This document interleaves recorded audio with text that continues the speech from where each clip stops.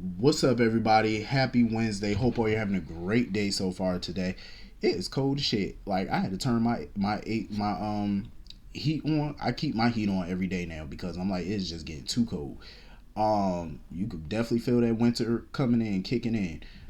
But getting into this episode of GH, listen, I always had a sneaking suspicion that something happened back in the day between Marshall and Stella. But now I'm starting to think maybe nothing actually physically happened back then between them, but it looked like it's starting to happen now. Like the way they was on that patio dancing and stuff like that, getting it in, and then they started looking into each other's eyes. I said, they felt it. They felt it. He got a little, little love Jones for her. I said, okay. She did that old school shit. I left the stove on. I got to go. See that's that shit that we do when we trying to avoid something. And she was definitely trying to avoid that conversation with him. She was like, no, no, no. He said, oh, I'm sorry. The song got me carried away and all that. I said, nah, yeah, something going on with y'all. Y'all starting to feel it, especially when they reminiscing about Irene and stuff like that.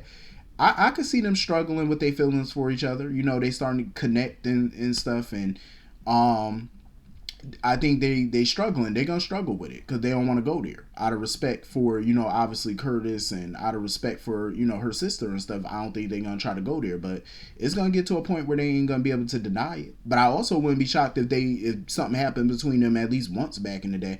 I wouldn't be shocked by that because I always felt that like something wasn't right with the two of them. Like it just felt like they got a little secret or something. You know what I'm saying? I always kind of felt that about them. Um, so I'm glad. I mean, shit. Throw caution to the wind and do what it do. I don't see Curtis being upset. He might, but who cares?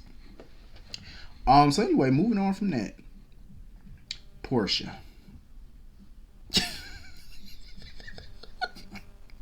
I'm like, ma'am, it is Christmas Eve. Please drop the attitude with Spencer. I'm like, ma'am, he not going nowhere. Okay, he love your daughter love him. Let it go. Don't get me wrong. Like I totally get where she coming from because it ain't just the fact that he's a Cassadine, but Spencer has done some things. I understand why she questioning, you know, him and whatnot, and questioning his relationship with her daughter. I get it, you know what I mean. But when she asked him, "Oh, what do you know about love?" I'm like, "Ma'am, don't go there, because what you know about it." Okay, you slept around on your husband and had a whole child, allegedly by somebody else. And I say allegedly because I still don't believe that DNA test was 100% accurate. Um, I still feel like Selena Wu could have tampered with that DNA test because she did kind of allude to it to Curtis, like that's something that she could have done. So I don't know. So until we get some confirmation, I'm still 50-50 on that test. But it's like, man, you got skeletons in your closet. You done did things that you ain't proud of. You know what I'm saying? Yeah, they might not be some of the stuff he done did or whatever, but I do feel like she's definitely comparing him to his family members. You know what I'm saying? Like she's definitely blaming him for things that, his more darker family members have done. And you can't blame him for that. He ain't got no control over what the other Cast and Iron members have done, what Victor has done. He don't control them. All he can do is control himself and his actions. And yeah, he hasn't done things perfectly, but he's a young man, trying to grow into his own. You know what I mean? He's trying to figure out life right now. So he's gonna make mistakes. I mean, hell, if you ain't making mistakes, then that must mean you're not human. Then we still make them. Even people that's in their 50s, 60s, 70s, 80s still make them. It happens. Portia need to drop the attitude. And I'm glad Curtis had a conversation with her and stuff like that about giving him a chance. It is the holiday season. Like, do you really want to go into a new year with the same old baggage? You know what I'm saying? Like, I think that's what a lot of us try to do. We don't want to go into a new year with the same bullshit we dealt with last. Of course not. We want to cleanse ourselves of the bullshit. You know what I'm saying? You want to go into a new year with a new mindset, some woosah, happy thoughts. Let the past be the past. Let's forge ahead. That's what a lot of people will want. You know what I'm saying? Is it easier said than done sometimes? Yeah, it depends on the situation. But I'm glad, after a minute she was willing to give him a chance because that little comment that she made on the porch, oh, you think that's a coincidence? One of our lights go out and Spencer shows up. Oh, is that coincidence? I'm like, Portia, go have some spiked eggnog and be quiet, please. Okay, go get you some rum. Hell, skip the eggnog. Just go straight for the rum. Because obviously you need some liquor in your system to loosen your ass up. Because I was like, we're not going to do this on Christmas Eve. We're not going to do this. But I am glad that she loosened up on him and stuff like that. And, you know, allowed him to join in on the family traditions and stuff with the ornaments. She was like, "No, you on the the gun control, whatever, the glue gun and all that type of stuff. You gonna handle that." I was happy. I said, "Good. At least make an effort." You know what I'm saying? Like the boy is trying. Make an effort, at least for Trina. And I loved it. Even though it's an early Christmas gift, I love that he gave Trina some earrings. I said, "Go ahead, Spencer. A key to a woman's heart is some bling." I like that. I say, even though Trina ain't materialistic, but still, I say, go ahead. And where is fucking Taggart? We done went through one holiday without him being mentioned. Now we going through another one. Where is this brother? Like last time I seen him, he was sipping some gin out of that damn coffee mug. Where he at? He could have died of liver failure by now, for all they know.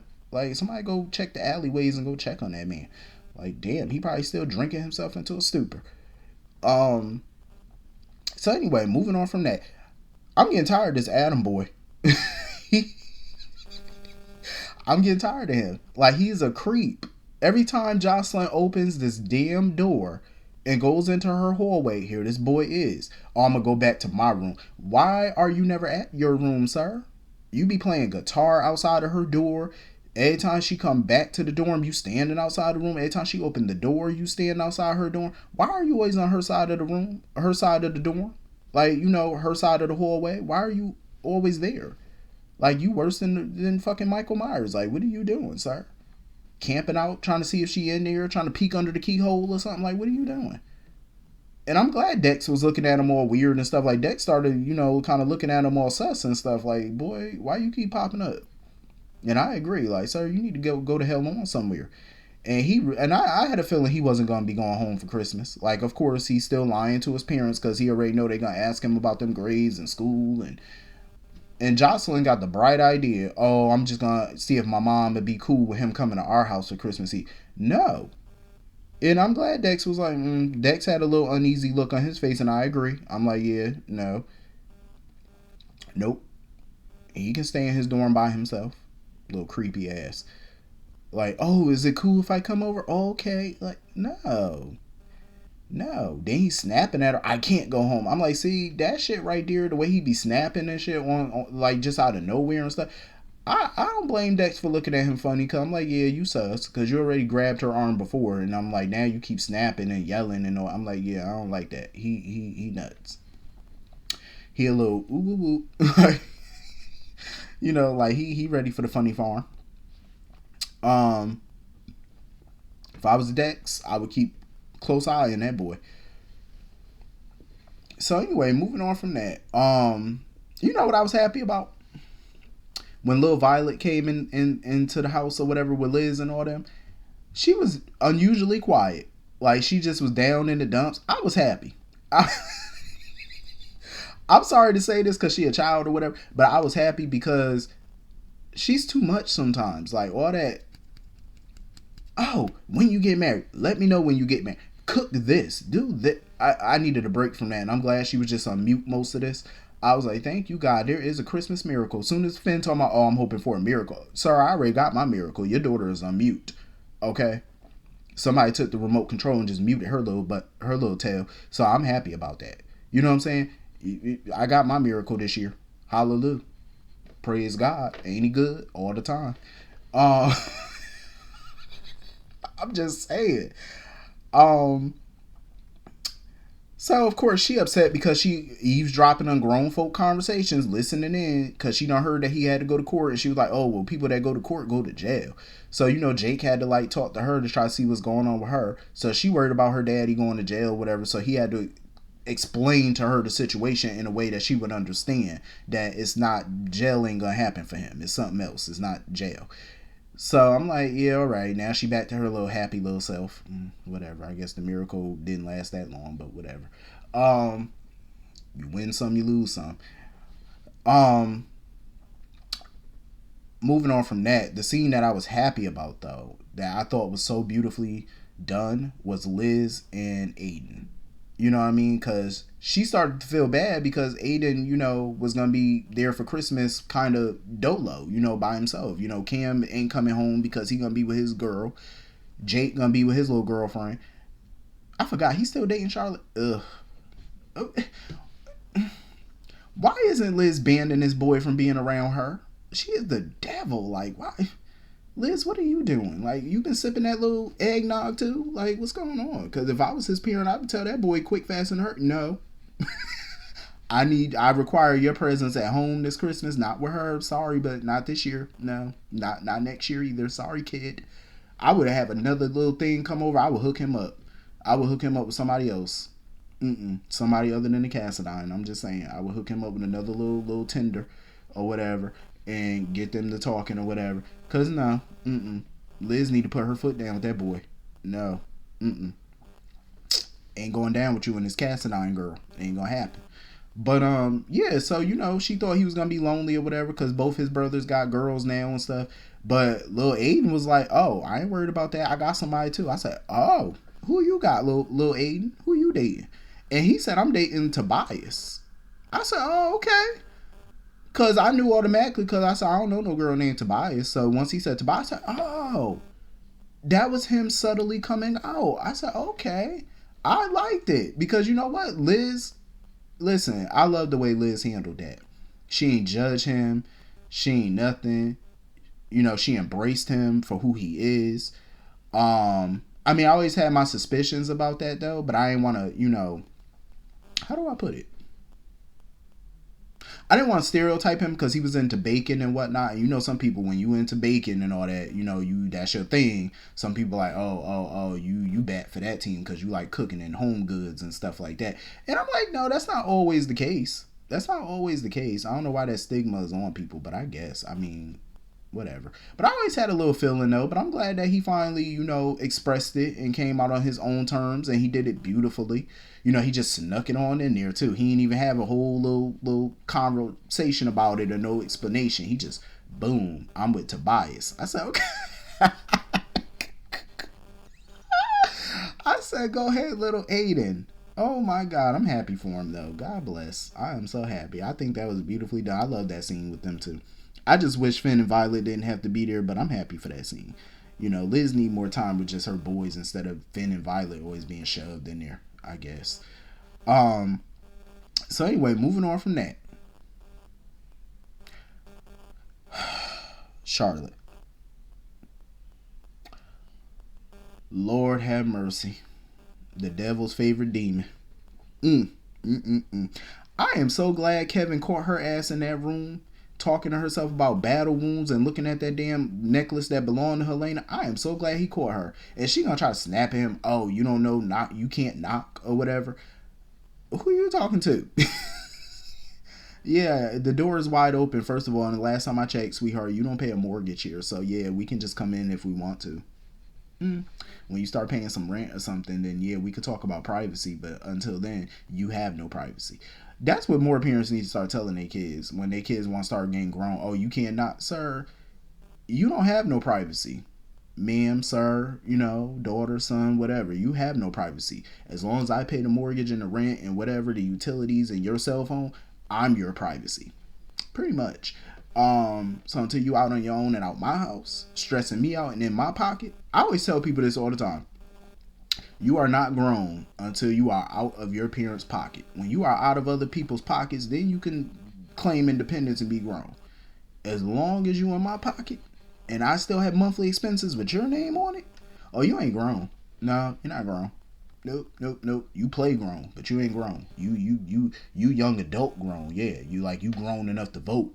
You grown enough to go get a job. You know what I'm saying? You grown enough to clean up after your own damn self. You that grown. You know what I'm saying? But you ain't grown to be thinking you gonna talk back. Even if you do get a job and pay your own bills, you still ain't gonna talk back to me. That's just what it is, But yeah, she tried to get smart. I'm sorry I had to go into that little rant, But y'all get it. You know what I'm saying? I'm pretty sure y'all do. But anyway. So yeah, I'm glad he caught her little ass. And I'm glad he told Laura about what he saw. And she needed to know. You know what I'm saying? She needed to know. Like, this is what your grandchild up in here doing. And I'm glad they recognizing that. Well, Laura's starting to recognize it even more. This girl is going to the dark side. Like, she's leaning more towards the dark side of the family. You know what I'm saying? Like, now she got Helena necklace. She listening to Victor all this stuff. She's going to that side, you know, and I understand that's hard for Laura because she really tried her hardest to make sure Nicholas didn't go there. She's still trying to make sure Spencer doesn't go there. Now she got to worry about Charlotte too. Like, they are stressing Laura the fuck out. Like, I'm surprised Laura ain't had a stroke yet because I'm like, between this mayor job, Nicholas wilding out, being out of the country, Spencer and Ace trying to satisfy her own husband, Cyrus being back, now she got to worry about little Charlotte too. I'm like, if I was her, I would just need a straight up hot bath with some bubbles and some straight up Chardonnay. Like, I wouldn't even skip the Chardonnay. Just bring me some monkey shoulder liquor or whatever. Just bring me something strong, okay? Because this is a lot to be dealing with, especially at her age. Like, this is just too much. But yeah, and mind you, Kevin ain't really all that surprised by it because Kevin been known something wasn't right with that girl. He been knew from his very first session with that girl. He knew she was gonna be a problem. And she's getting worse and worse and worse. That little girl getting worse. And Valentine got the nerve to sit here and tell Anna, oh, Charlotte's doing better. She's doing good. No, she not. Valentine, see, that's that bullshit I be talking about. He be enabling this foolishness because he blind to he's really Stevie Wonder to the bullshit. Like, he just here with it. You tell him about Charlotte, he not. You see how I'm looking at y'all? When it come to Charlotte, he like this. Oh, where's that? I can't see it. That's how he is. He blind to the bullshit. I'm like, sir, your daughter is the devil. Like, you need to go call an exorcist or something, exorcise that demon up out of her. Get some holy water and just splash some holy.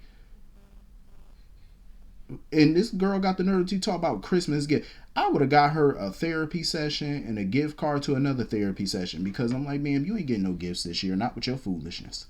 Absolutely not. Now, what fake ass Santa done told her she was on the good list this year? Because I'm like, whoever that is must have been bribed. Because she's on the very much naughty list, okay? The naughty list is shit. They had to start about 5 naughty lists all with her name on it. That's what she on this year. Fuck a gift. You need a gift card to a couple shrinks. That's what you need. I'm just saying. Gift my ass. I'm glad, Anna, talked to Valentine because I think she needed that closure. Because I feel like he was still acting an ass even when she was talking to him. I just get that ass vibe from him, like he's just being an asshole, and I wasn't feeling it. You know what I'm saying? So I'm glad she broke ties with him. I'm like, it is sad because I did like them together. But ever since this Charlotte thing happened, he's really been showing his douchebag side. And I'm glad Anna was like, you know what? I got to cut ties with you because that trauma. She shot this girl. And that's never going to go away for her. And until she can figure out a way to deal with that trauma and maybe be around him, it's not going to work. Plus, they got that trust issue. You know what I'm saying? So I'm glad that she broke ties. Even if that broke her heart or whatever to do, I'm glad it needed to be done. You know what I'm saying? It had to be done. So I'm glad she did it. Thank God. So anyway, moving on from that. I love the little scheme Felicia and Spinelli came up with to help Maxi out and stuff. Him acting like his pipe burst and stuff like that. He had to move in with her to pay her some rent. I like it. I say, you know what? I respect that, Spinelli stepping up like this and helping her because they all know if they would have just came to her and tried to write her a check, she would have never took it. I mean, it took an act of Congress for her to borrow money from Mac and Felicia. So Spinelli knew she wasn't going to straight up take no money from him. She didn't even want to take the rent money from him. She finally relented and was like, all right, fine. You can be a tenant here. I said, good. Take the money, girl. You need the help. I hate how people keep saying it's not realistic for Maxi to go through money problems. Everybody go through money problems, even the rich. There's some people who were millionaires that's no longer millionaires. I'm like, it happens. Bad investments, frivolous spending. There's a lot of different reasons to lose your money. You know what I'm saying? Like, there's plenty of people who lost money, made money, lost money, made money. It happens all the time. Like, I'm like, what type of, are you living under a rock to not know these things? It happens.